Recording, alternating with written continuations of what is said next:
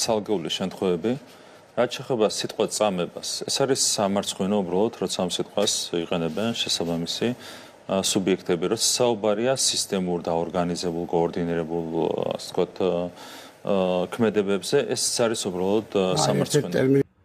ძალის გადამეტების ცალკეული შემთხვევა არის, როცა წამების მანქანაში შეკავს ადამიანი და იქ უბაგუნებ, ხო? ეგ არის ცალკეული შემთხვევა?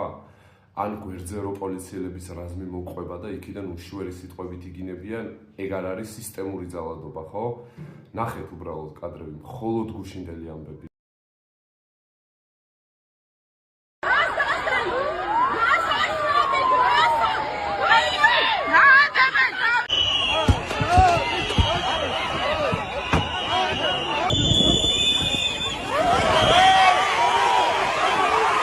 Ой, ხაჯი ახი და მალე სანთო წაგაქრე.